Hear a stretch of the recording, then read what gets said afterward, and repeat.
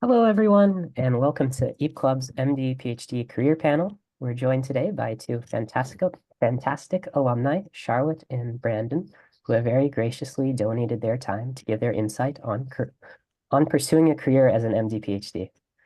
So, to give a brief introduction of the format we intend to follow, we'll first ask Brandon and Charlotte to introduce themselves, ask two questions that were already requested by current students, and then have a Q&A session where you can all ask questions in the Zoom chat. And in case no one has questions, we also have some prepared questions ready to ask. So I guess to start, for a quick reminder, can you guys both say what's your name, major, graduation year, current occupation, and something interesting about yourself? Go ahead, Charlotte. Okay.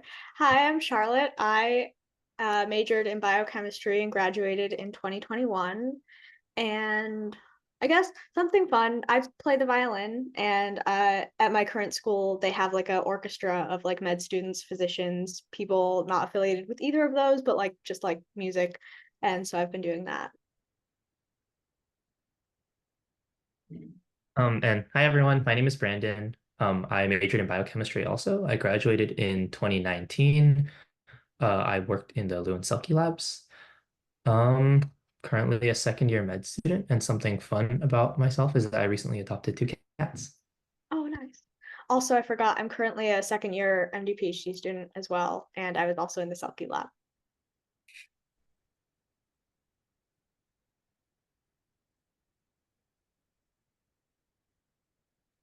Awesome. I think we can get into questions asked by, or some questions that have already been asked by other students. I guess they're brief, I guess like a definition type question. What's the difference between being an MD versus MD PhD versus a PhD? I guess you can, I guess, speak to more of the definition rather than actual experiences since you're both MD PhD. Yeah, I mean, basically an MD PhD, like you go to med school and you have that doctorate, but then you also get trained really well on how to do research, and sort of the PhD is more aimed towards like usually basic science research. And so like people do a lot of different things with it, but like sort of the stereotype or like typical idea that you have is like you run a lab that investigates like a certain disease, and then you see patients with that disease and like try to help them that way. Yeah, I think one additional thing I'd like to add is that I think a lot of people consider MDs very general experts on how to practice medicine, and oftentimes they have a very general understanding of like how to treat patients. They might not necessarily like know every disease very well, but they have a very general understanding of like what medicine looks like. Whereas many people consider PhDs more like very directed researchers studying a very specific aspect of a very specific disease. So I think oftentimes the focus of your career is also very different. Thank you both for your answers. Oh, yeah, thank you both for your answers. And it's good to know, like, as a starting point, what the difference is. And I guess as a next question, also kind of an introduction, what made you decide to pursue an MD, PhD, and how did you talk about this in your essays? Um, I don't totally remember how I phrased it in my essays because I've tried to block that year out of my mind mostly. But the sort of the thing that pushed me was like I joined the Selkie lab in my third year at Cal State LA and like really enjoyed to doing research. And at that point, I was just pre-med. And so like the thing that really made me want to do the PhD on top of the medical degree was like how much I loved research and how much I wanted that to be like a part of my career going forward. And so then I kind of figured like, oh, if I want research to be a huge thing, like, yes, you can do research as an MD, but like I want that dedicated time to like get the training to get really, really good at it and to like really pursue it in like that vigorous and like rigorous way that I think an MD PhD program like uniquely positions you to be able to do. Yeah, I had a very similar experience. I also joined the Selkie Lab in my third year, so I guess it's like 2 years earlier than Charlotte. And I was also pre-med entirely at the time, and I really enjoyed the research aspect. I think one thing I wanted to add that I found really enjoyable about my experience is that I've found that even though there's this common notion that MDs can perform research, that oftentimes your research is very clinically focused and very results and like very results focused. And in that sense, I think it looks very different than the more basic research that basic PhD researchers do, kind of the more traditional wet lab or very fundamental research that you see. And that the research you do as an MD versus the research that you do in your dedicated PhD period and as an MD PhD frequently look very different as well. I really like the basic aspect of it. I think the questions were really interesting. I feel like there's always this notion that if you understand disease very, very fundamentally, then that's the best way to create a greater impact. But that it's very grueling to a lot of people, and many people find it very uninteresting to be at the very root of a disease as well.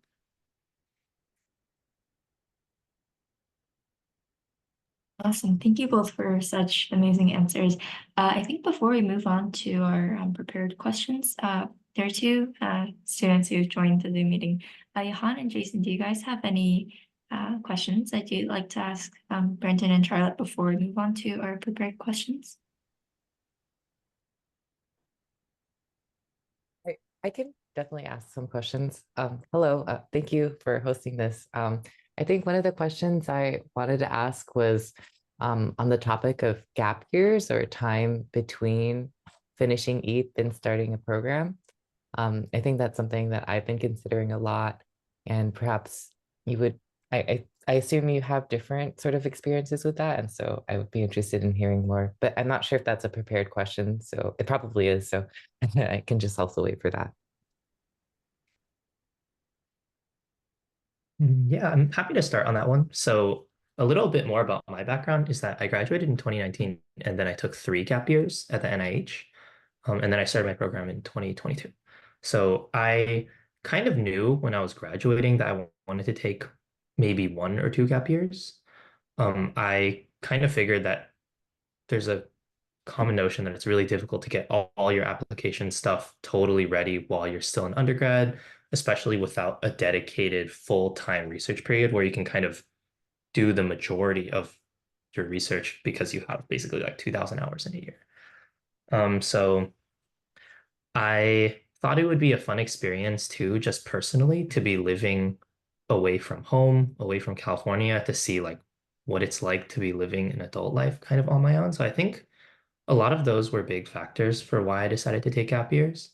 I will also say that I was a reapplicant, and so I applied hoping to take 2 gap years, and then I applied again after the 3 gap year timeline. And so that was another reason I took another gap year.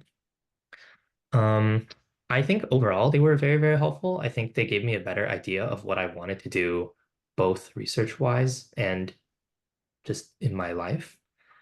I know there's a lot of external pressure. A lot of people will say that if you take time off of school, that you may not return to school, you may lose your sense of like drive or like momentum. I haven't found that to really be the case. I think instead it made me a lot more confident in what I wanted out of a program like this and whether this was really something I wanted to do. I took 1 gap year, or I guess some people kind of call it a bridge year, because basically since the application process takes so long, like I kind of applied starting after I graduated, and then the year that I was taking off was like during the application cycle, but I worked up in a lab at UCSF.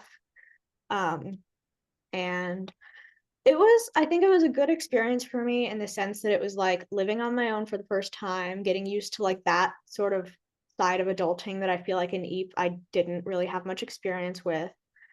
And like in that sense, and like also just kind of taking a step back sort of from the like academic school like system, and just like getting a little bit of a break from that kind of, I think, helped me like change my focus and like maybe not put so much pressure on myself when I returned to it a year later, because I was able to see like, oh, there is a world like outside of school that I hadn't experienced as much before that. And then, but like also it was it was kind of a hard year. The lab that I joined ended up not being a very great place for various reasons. And then there was also other stuff going on. So like in general, I think it was a year of a lot of growth. But it was, and I'm definitely glad I did it because I think the chance to like, first of all, get used to living on my own without also having to get used to the first year of med school was a good idea. Um, and then also like just the chance to get like a little bit older, also kind of helped. Thank you so much.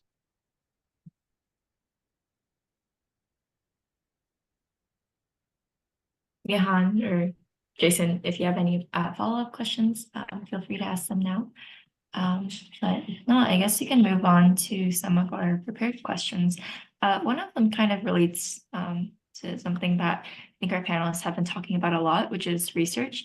And so I guess especially for students in younger years, what advice do you have for getting involved with research at Cal State LA?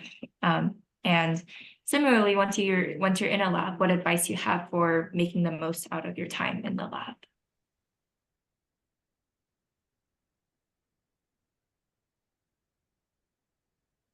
I think my probably two biggest pieces of advice that I found really effective in my experience was first finding professors that I genuinely enjoyed working with. I had already had some experience working with Dr. Selke because I took the class with him first, and I could already see that we'd be very compatible working in the lab. So that excited me a lot. I think having a very interesting subject also helped a lot. I think this might be a question we'll talk about later, but I know there's always this debate of what you should study in your undergrad years to get you to your goal. And I think the emphasis should maybe be more so what are you interested in studying? And then how that will get you to your goal will naturally follow afterward. I think the maybe second big piece of advice that I have definitely always said is that I think you should be ready for a research lab when you join. And so I remember when I was part of the lab, we frequently had EAP students join before taking chemistry, for example. And I think that made it very tricky to get any productivity, any productive work done if you're still kind of learning the basics at the same time. And I think a research lab may not be the place to do that. I joined a lab, I feel pretty late compared to other people in my cohort. I know people were joining in their first and second years, and I remember joining after OChem, basically in my like third or fourth year. But I think at the end of the day, that was really helpful. I had a good fundamental. I joined the lab. I was immediately productive, and I felt good about the lab I was in. Yeah. I like both of those. I think a couple of things I'll add. First of all, don't be afraid to switch labs if it ends up not being what you're interested in. Like I started out in my second year, I joined a plant biology lab and it was very like it was cool, but then I took OChem and I was like, this is so much more cool. Like I love this. And so then I talked to Dr. Selke and I was like, hey, would it be okay if I joined your lab? And like it was obviously a bit awkward to have that conversation with my old PI being like, hey, turns out like I found something else that I'm more interested in. But like this is like I feel like your undergrad is the time to like really be exploring what you're really interested in. And I think generally like my first PI was totally fine with it and she was like still like let me know if you like need anything or like need me to write you letters for anything. And so like we were able to like make that transition very smoothly. So I think that would be my first thing. Like, don't be afraid to like switch if it's not working out. Because it's really, really, really in so many ways, it's not worth being in a lab if you don't like it because it's a big time commitment. And if you're not interested, then it's just going to feel it's not going to be worth it. And then you're not going to want to be there. And so then you're probably not going to be as productive. Not that productivity is everything, but like do something that you're interested in. Um, and then yeah, and then I think the other thing is like don't be afraid to like try things out and make mistakes because like you're learning. Like obviously, do your best to like pay attention and like don't like yeah, like do your best and like pay attention, but like it's okay to like be like, oh, can I try this thing? I don't know if it's gonna work, and then see what happens because that's kind of the whole point.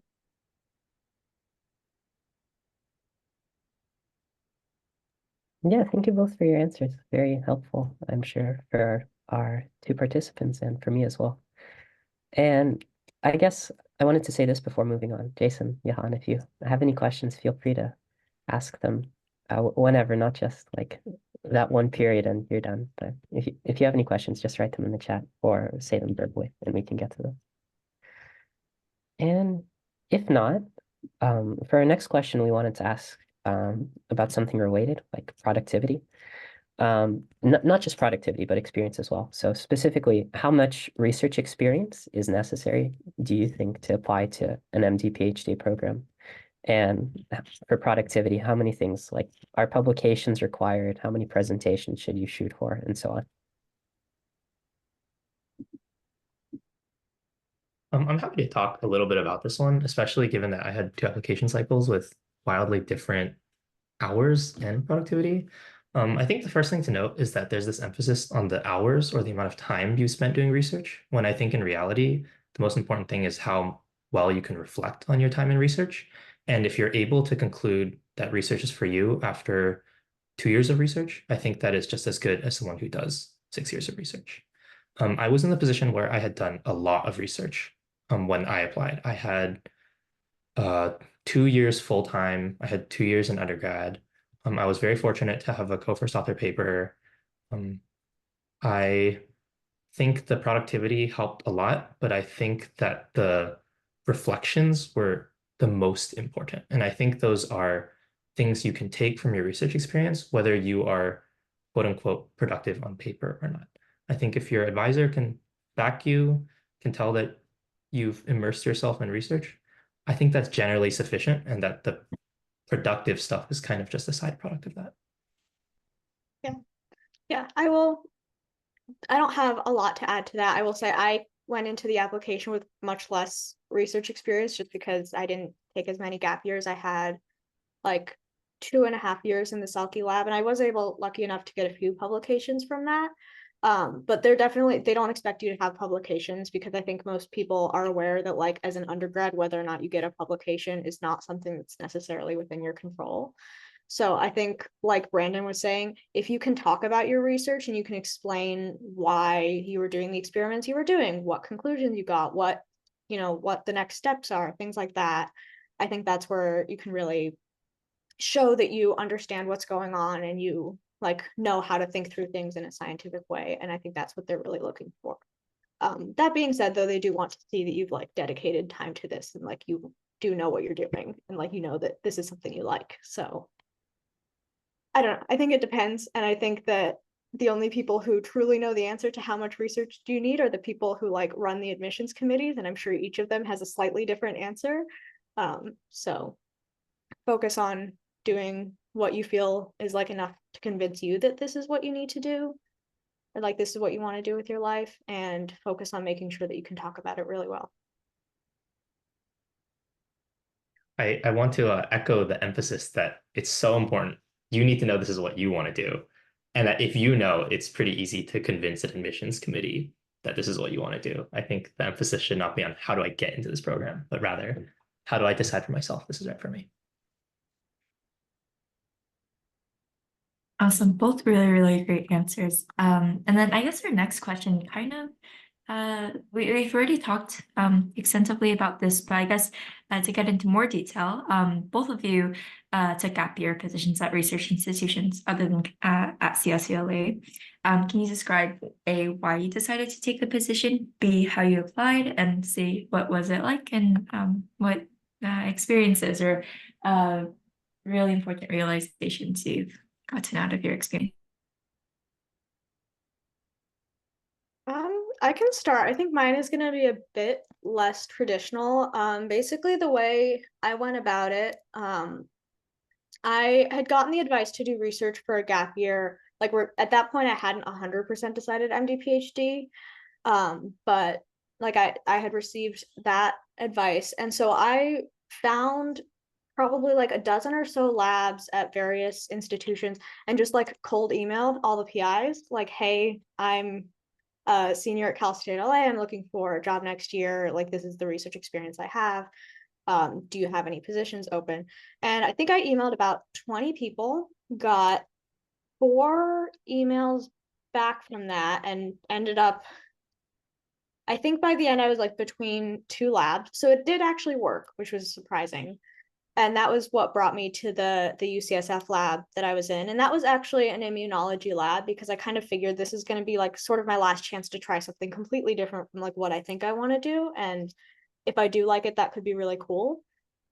And it was interesting. I think the main takeaway that I got from that is that like the lab environment and the lab culture is going to affect your experience of the lab so much. Like the advice I'm getting here at Penn, which is where I go, is that like, yes, that it's important that you like the science. It's equally, if not more important, that you like fit with the lab culture and like you get along with the PI. Like that, I seriously cannot emphasize enough like how important it is that you find a lab that like you can work well in, because if you don't, then that can like really affect your experience. The biggest advice I've gotten from figuring out whether the lab culture is a good fit is to reach out to the current students who will be exactly or who are exactly in the position you will be in. That's not something you can find on the lab website. It's not Yeah. something you can tell from how fun a lab appears on the lab website or how cool their papers sound. And that's Yeah. something I had learned earlier. Yeah, and get them out of the lab when you're asking them about that. Like, don't ask them like at their bench. Like, say like, "Hey, can I like get you coffee somewhere?" And then ask them like, "Hey, how like really seriously, how are you liking it?" And sometimes I did get lied to by the postdoc in my San Francisco lab, and he later admitted that he lied to me about the lab culture. So that might happen, but I think usually it won't. I think he was a special case. I think my application experience was pretty similar. I'm surprised you said it was non-traditional. It sounds like a pretty typical Yeah. I don't know. I just like I didn't do like I feel like the NIH is like more of a like actual program, and I was just like cold emailing people randomly. I don't know. Yeah, I can talk a little bit about my experience too. I actually only applied to the NIH postbac program.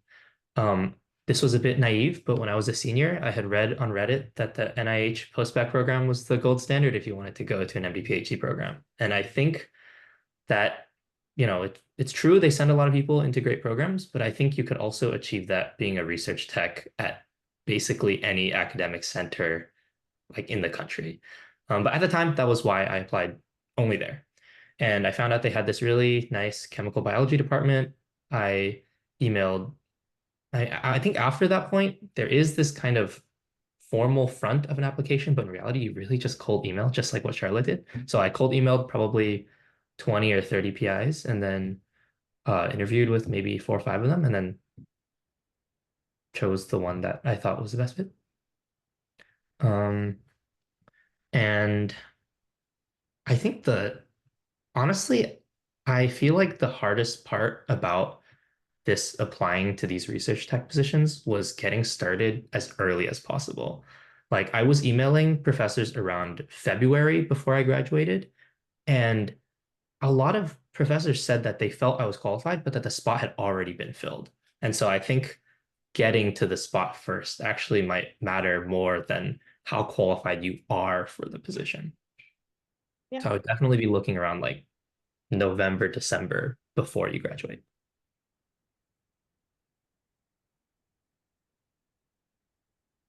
Thank you both for your answers, and it's really useful for me in particular because, well, I'm a senior, so November is way too close, is way closer than I'd like to admit. But for our next question, we wanted to ask something about the application. So in particular, we're all Eepsters. So in your application, how did you approach the topic of being an Eep? Do you think mentioning it, if you did, was an advantage or disadvantage to your application?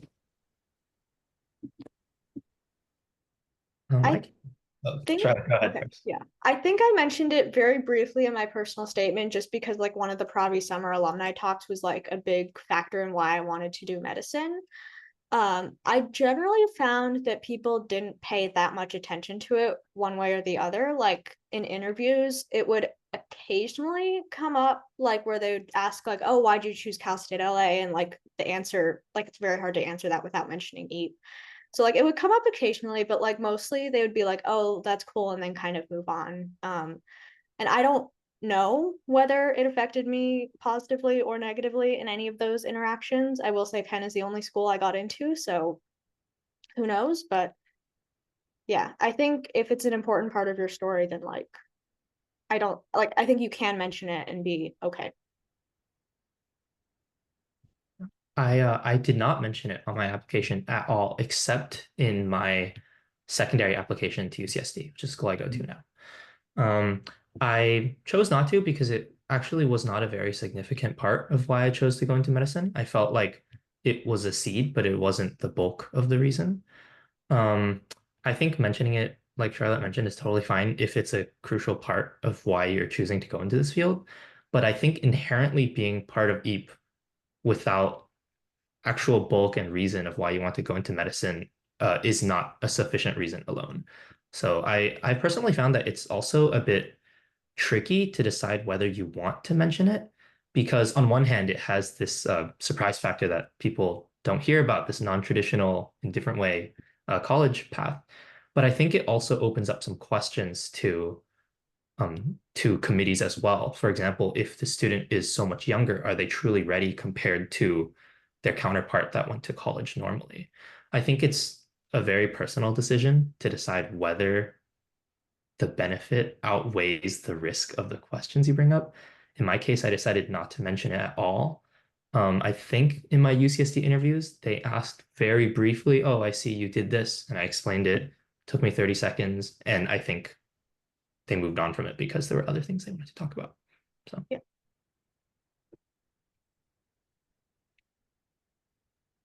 I take it back. I Very did mention it in one of the activities section, but I don't think it was important. Okay, so lots of great stuff there. And sure there'll be follow-up questions, and we can get to those a bit later. But I guess kind of navigating back to one of the questions that we talked about earlier, concerning research.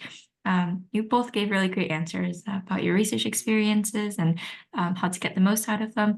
But in the actual application, how did you go about talking about your research experience? I think one of our panelists talked about how it's more important, or like the time you spent in a lab is less important than how you reflect back on your experiences and how you talk about them in your applications. And so I guess any tips or advice for how you can reflect back and draw some conclusions from your research experience? I can start off about that. So this might be related to both me and Charlotte because we both worked in chemistry labs and we worked in the same lab in undergrad.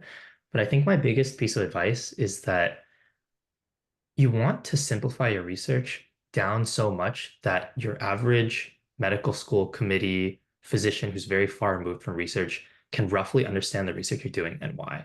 And I think the why, or even just like a very broad thing you learned about research in general, is a bigger takeaway from these essays than what you actually did.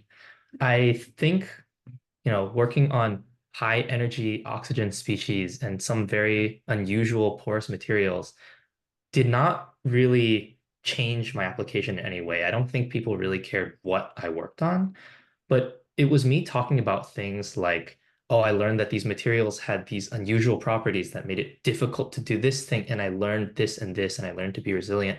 I think those lessons were what stuck with committees a lot more than just what I worked on.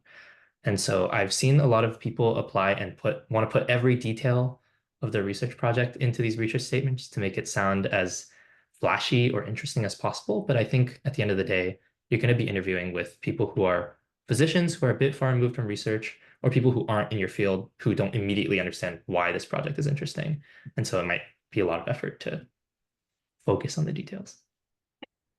Yeah, I agree with that. And then just in case they're like younger years watching this now or later who don't know as much, the place where you get to explain that, if you're applying MD PhD, there's a separate essay you write on top of your personal statement and your like why MD PhD essay. It's called the significant research essay. And basically you have 10,000 characters, which is way more than you should need to explain like all the research experiences you've had up to that point and like what you did, why it's important, and like what you learned from it. And so that's kind of where you can like let your science communication skills shine and yeah, like Brandon said, like really like break it down, because first of all, that helps them see that you understand it well enough to like break it down, and that you're not just like repeating all these big words you've heard. But also like they're not all, most of them will not be in your field no matter what your field is, because everyone's fields are so niche anyways. So like you need to be able to explain it for like a general scientific audience.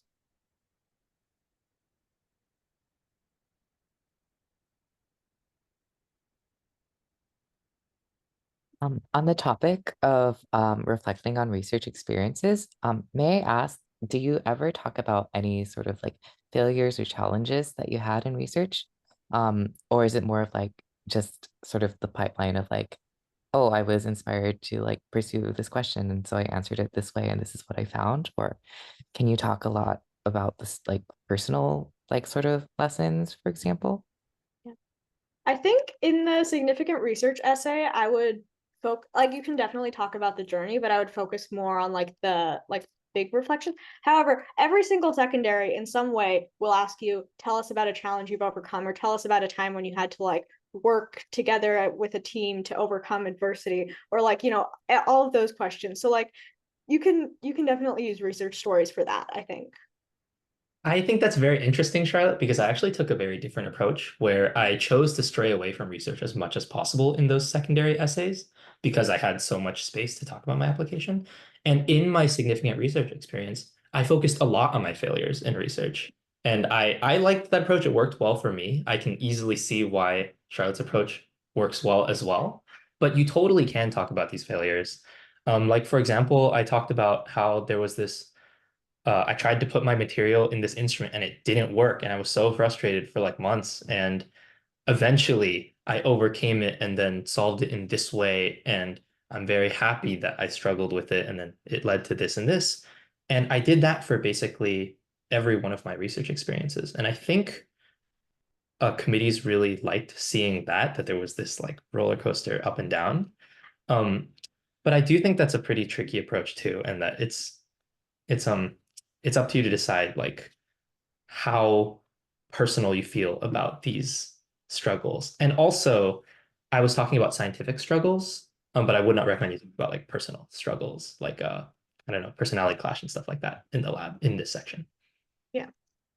And personality clashes, I think, are very tricky to bring up at all during the application process, just because they don't necessarily, they're not going to be able to see both sides, and so they might just, there's a risk that they will think that you're like complaining too much, which is annoying. But like unless like you've completely resolved it and moved to the other side, I would be very wary about like bringing that up at all, which is like unfortunate, but that's kind of the way the game, the way we play the game.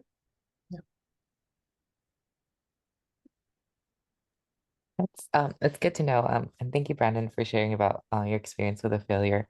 I know I had a research experience where I was just stuck on a simple PCR, and so it took me like a whole semester for me to troubleshoot. And so um, I felt like it was a very elementary like issue to sort of go over, but at the same time, I felt like it taught me to like ask my own questions and try to figure out the problem myself. And so I think if I do plan on applying, I think I might mention that. So thank you for sharing. Yeah, totally, Jason. I will be fully transparent that when I did my senior year summer internship, I totally changed fields and wanted to go into organic synthesis because I thought this is something I really wanted to go into at the time. And when I joined that lab, I had to do something called a reaction screen, where you just run the same reaction, but you mildly change the conditions in like each row and column. So you do like a bunch of different combinations, right? And you're supposed to hope that in some of these wells that the reaction is successful, and now you know the combination that works. And I remember my final presentation, every single well was blank. It was all zeros. I had this table full of zeros. I had to show the whole auditorium of like 40 people. I got all zeros. It did not work. And I wrote about this in my essay too. But I didn't write it as like, I failed, this sucked, I don't want to go into synthesis. But instead, I wrote it as I learned to disconnect my self-worth from the numbers I see on this table because I know that I can learn from this experience and that like these don't define how good of a scientist I am. So it's a normal experience. It happens to everyone, including those who are in med school, in MD, PhD programs now. And I think it's totally okay to embrace it.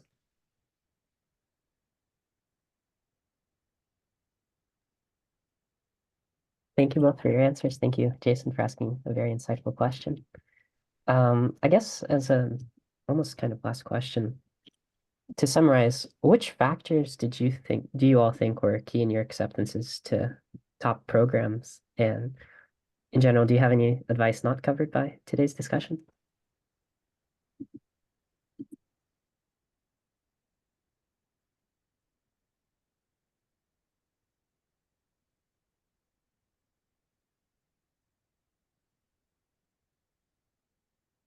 I think I'll start for advice because I think trying to read the minds of admissions committee members is a very difficult game that I don't know. Yeah. But I think for advice, I would say that like med school and MD PhD in particular is a very long journey. It's like marathon, not a sprint. So like throughout all of this, like make sure you're taking care of yourself and like make sure you're getting like you have like a support system that you need that like is helpful to you, and like make sure that you're like, you know, occasionally going outside when the sun is up and eating food and drinking water, seeing your friends, like stuff like that. Like even if it's not on an even if it doesn't go on the application, doesn't mean it's not important. And I know it can be kind of hard to like stay out, like get out of that mindset.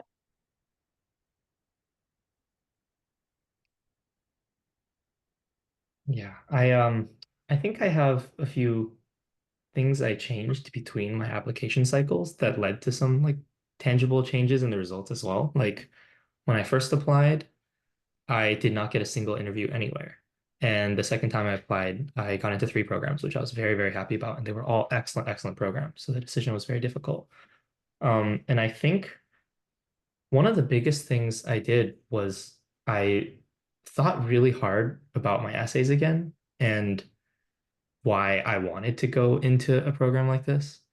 I know this is very broad and very vague advice, like just think really hard and rewrite your essays, but I think that genuinely helped me a lot. I spent a lot of time in my application just thinking about like what did I actually learn from this? And then how can I phrase it in an okay way, even if it's not like the flashiest, prettiest experience that I could write about. And I think that that helped me a lot, not only in putting together a better application, but feeling a little more confident about why this is actually something I want to go into. Um, I will also say that I got very fortunate to get a paper between the two application cycles, so I can't fully disconnect the effectiveness of those essays with having an extra paper.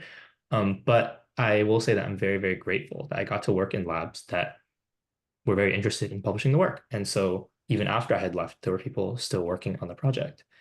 I think finding a good fit lab definitely was still a very crucial part of my application.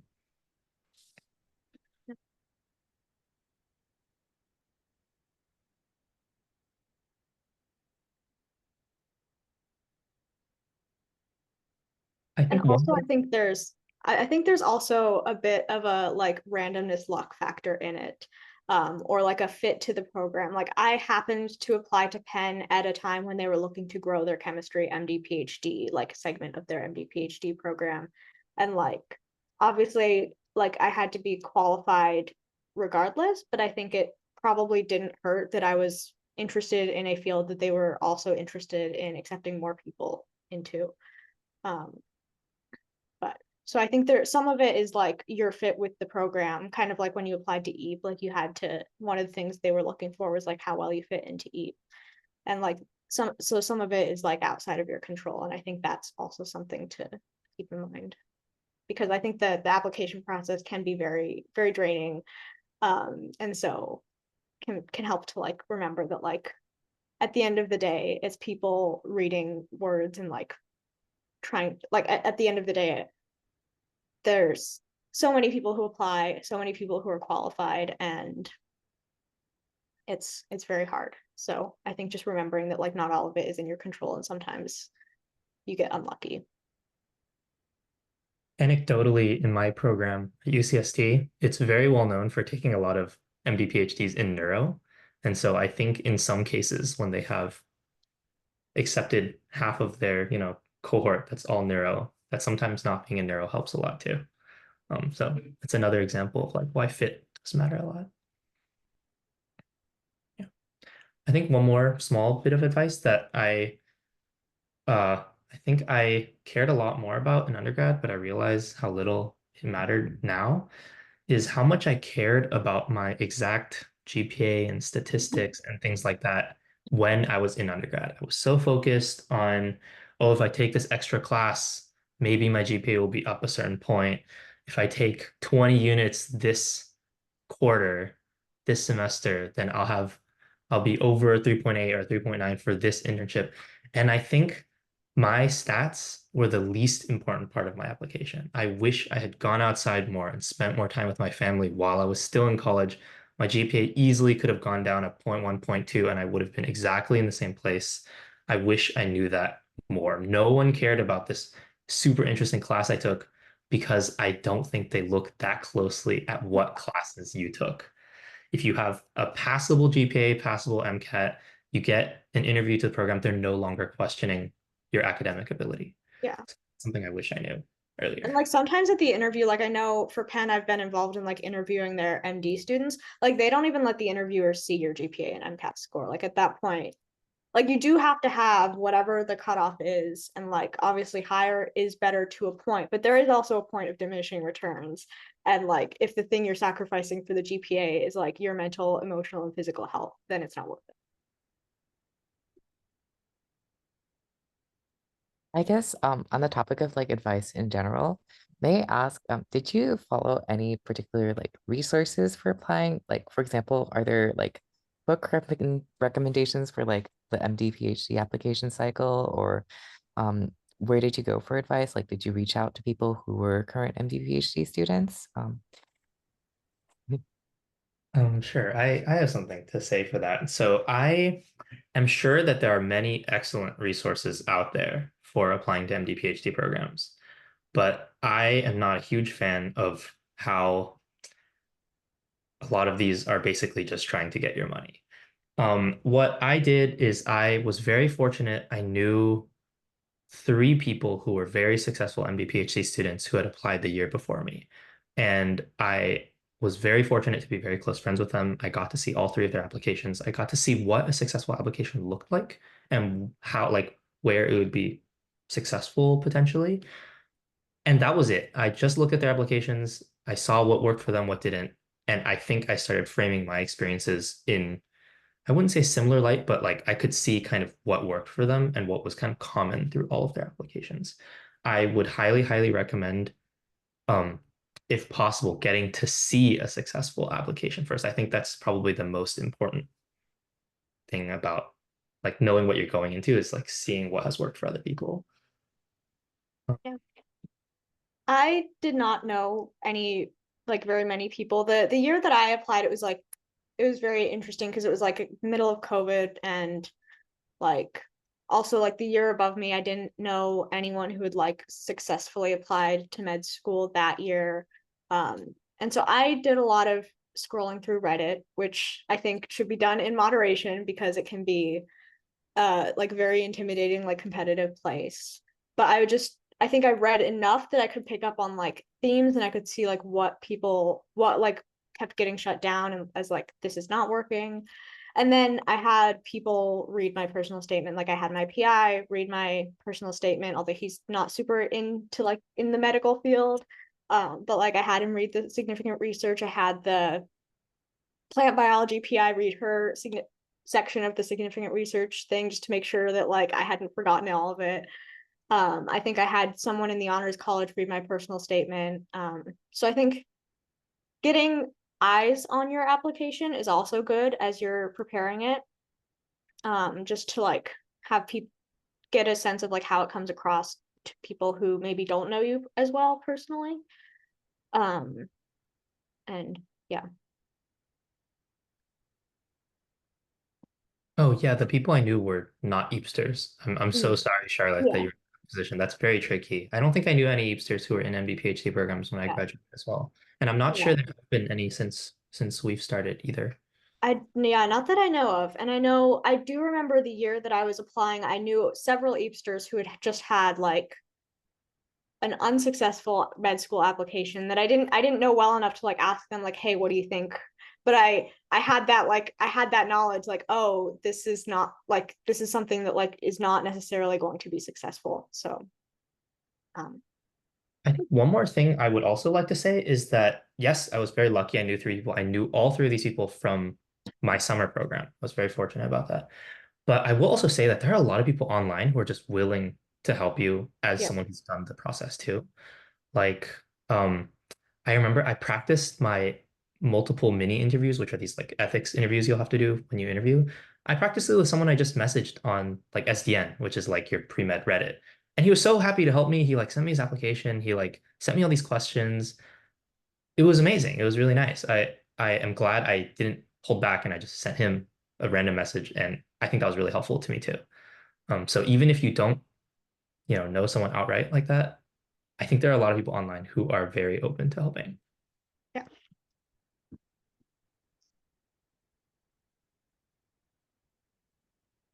Awesome. Well, I don't think we have any questions asked by other EPsters, and unless Jason or Johan, you have any follow-up questions, I think we can conclude our panel today.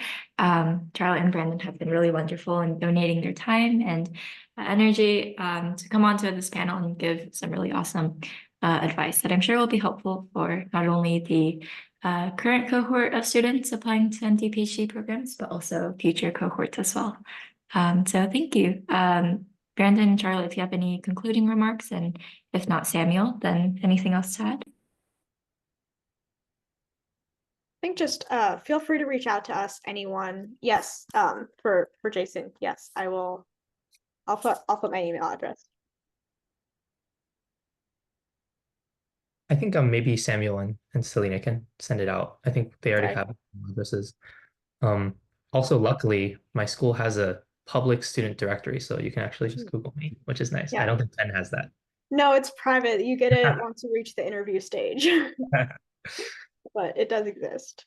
Yeah. So yeah, I will also hold off. I'm in the Discord. You can message me there, anyone, for if you have any questions about it. I'm also in the Discord. If you ever want to start a channel, I can just talk in the channel too.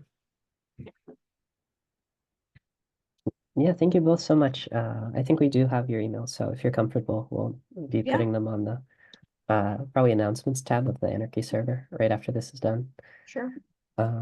But yeah, thank you so much. I don't know what to say. We really appreciate your very very generous donation of time. I can't imagine how busy medical school is. So to take 1 hour out of your very busy week, just really appreciate it. Thank you.